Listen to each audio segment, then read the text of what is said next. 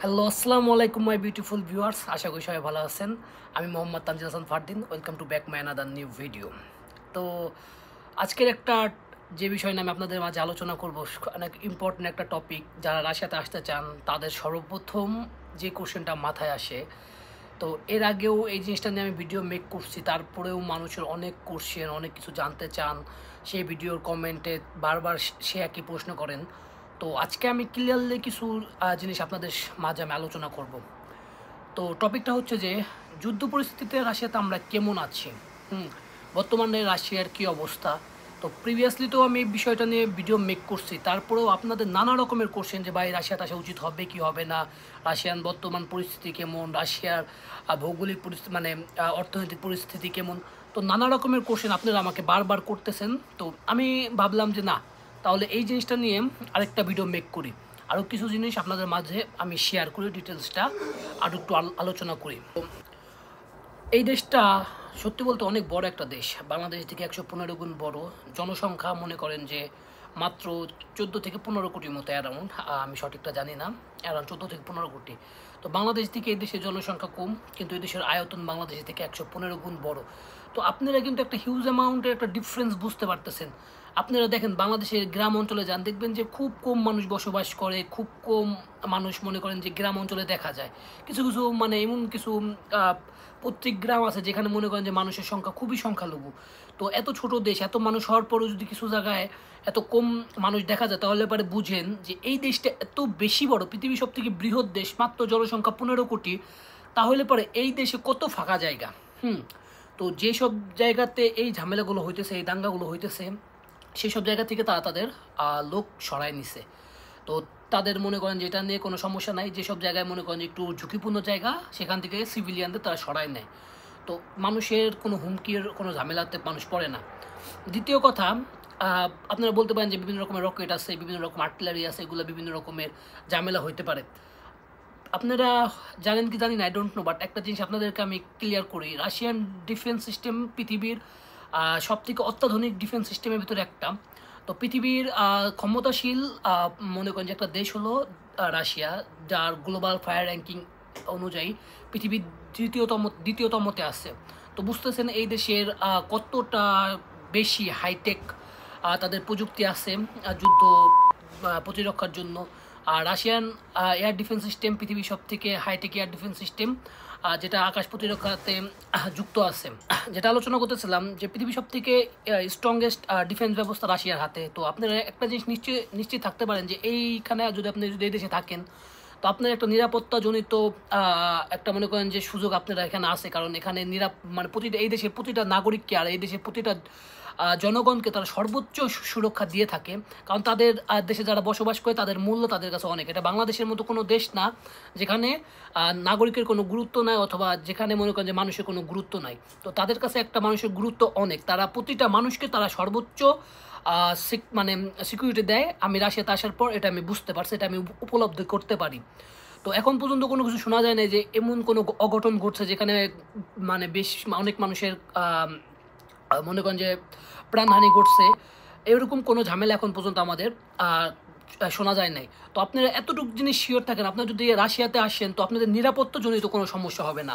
তো second of question, যে অনেকে বলেন যে ভাই রাশিয়াতে আসলে আমাকে যদি যুদ্ধে পাঠায় দেয়, অথবা রাশিয়াতে আসলে আমাকে যদি মনে করেন অন্য কাজে পাঠায় দেয়, তাহলে আমি কি করব।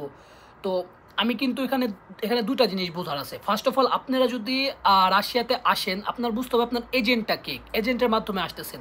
আপনার এজেন্ট যদি আপনাকে অবৈধভাবে আপনার ইচ্ছার বিরুদ্ধে যদি এইসব কোনো কাজে পাঠিয়ে দেয়, তখন এটা আপনার কোনো দোষ নাই। অনেক মানুষ হয়তো স্বইচ্ছায় এইসব কাজে আসে, অনেক আছে কি দালালের খপ্পরে পড়ে আসে। তো রাশিয়ান সরকার কোনো সময় কাউকে প্রেশারাইজড করবে না যে তোমরা আমাদের কাছে আসো, তোমরা আমাদের সাথে যুক্ত হও।